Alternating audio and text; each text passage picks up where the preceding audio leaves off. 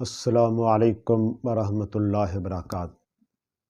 الحمدللہ وکفا والصلاة والسلام علی من لا نبی بعد۔ فاعوذ باللہ السمیع العلیم من الشیطان الرجیم، بسم اللہ الرحمن الرحیم۔ یا ایہا الناس اتقوا ربکم الذی خلقکم من نفس واحدہ وخلق منها زوجها وبث منهما رجالا كثيرا ونساء۔ میرے محترم بھائیو، آج مردوں کا عالمی دن ہے۔ اللہ تعالیٰ نے دنیا میں مرد اور خاتون کو بنا کے دنیا کے نظام کو چلانے کا ایک ذریعہ بنایا ہے، تاکہ یہ آگے بھی بڑھتے رہیں اور دنیا کا نظام بھی آسان طریقے سے چل سکے۔ ہمارے دین میں بحیثیت نسل کے کسی کو اللہ رب العالمین کے یہاں فوقیت نہیں ہے، فضیلت نہیں ہے۔ فضیلت کے لیے جو اللہ کے ہاں ہوتی ہے وہ اعمال صالحہ، یہ شرط ہے۔ اور اللہ تعالیٰ نے واضح طور پر فرمایا ہے کہ اللہ تعالیٰ کو اس چیز سے کوئی فرق نہیں کرتے، بس اچھے عمل کرے، وہ چاہے مرد ہے چاہے عورت ہے، ہم اس کو حیات طیبہ سے نوازیں گے، اس کی آخرت کو بہتر کریں گے۔ اور اس کے لیے شرط کیا ہوگی، میرٹ کیا ہوگا؟ بس اعمال صالحہ، نیک ہونا چاہیے۔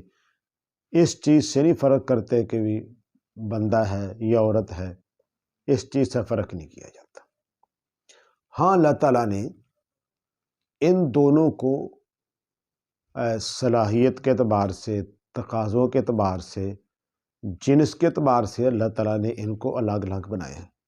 جب اللہ تعالیٰ ان کو الگ الگ بنایا ہے بناوٹ کے اعتبار سے، تو اس کا مطلب یہ ہوا صرف جنس کا فرق نہیں ہے، اور بھی لحاظ سے فرق ہے۔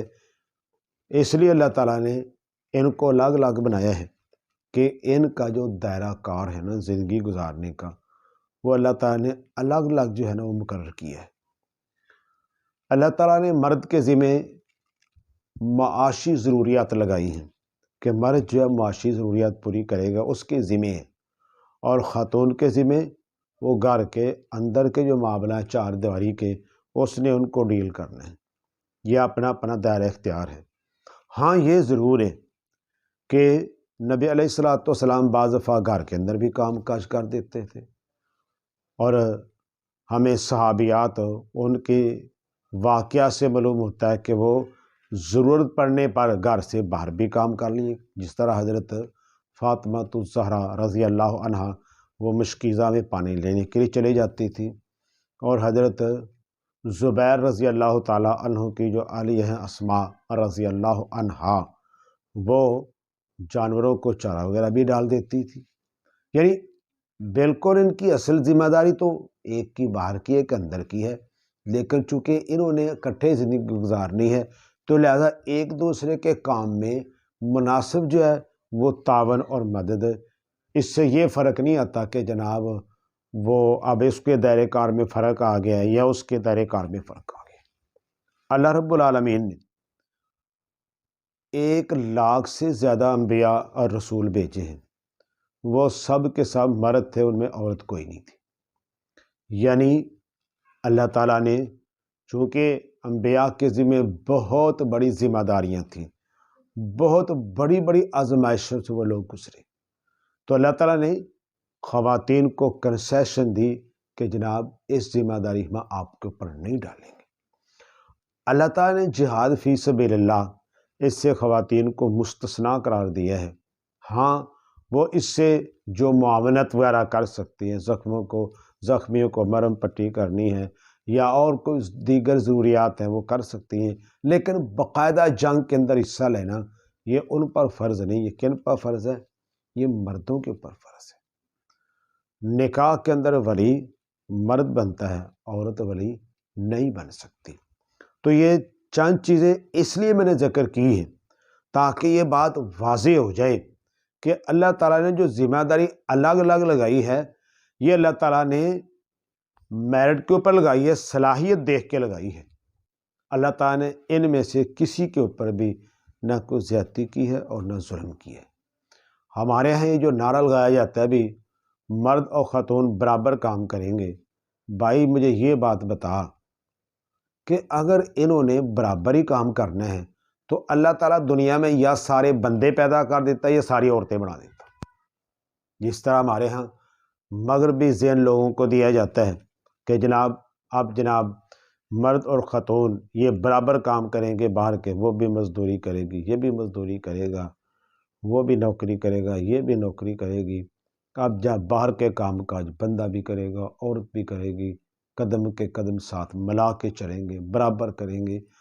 اب مجھے صرف ایک بات کا صرف میرے ذہن میں سوال پیدا ہوتا ہے کہ اگر ہم نے ان کو بالکل ہی برابر کر دینا ہے تو اللہ تعالیٰ پھر دنیا میں یا سارے بندے پیدا کر دیتا ہے یا ساری عورتیں پیدا کر دیتا، پھر تو الگ الگ بننے کی کیا ضرورت تھی؟ اللہ اکبر۔ تو مرد جو ہے اس کو اللہ تعالیٰ نے قرآن پاک میں کہا ہے الرجال قوامون علی النساء۔ اب بھائی نسب نامہ جو ہے وہ مرد کی طرف منسوب ہوتا ہے، فلاں بن فلاں بن فلاں بن فلاں، نسب نامہ باپ کی طرف سے چلتا ہے۔ اور ہمارے یہاں کہیں بھی آپ جائیں آپ سے پوچھا جائے گا آپ کے باپ کا نام کیا ہے، دادا کا نام کیا ہے، والدہ کا بھی پوچھ سکتے ہیں، کوئی منع نہیں، اللہ معاف کرے، لیکن نسب نامہ کس سے منسوب ہوتا ہے؟ وہ باپ سے منسوب ہوتا ہے۔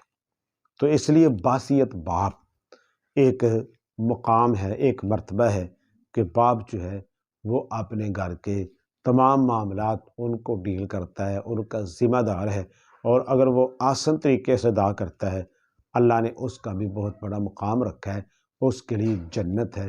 وہ جو کمائی کر کے باہر سے لاتا ہے حلال طریقے سے وہ کھلاتا ہے تو وہ صرف کھلا نہیں رہا، وہ ساتھ ساتھ یہ ثواب بھی کما رہے ہیں۔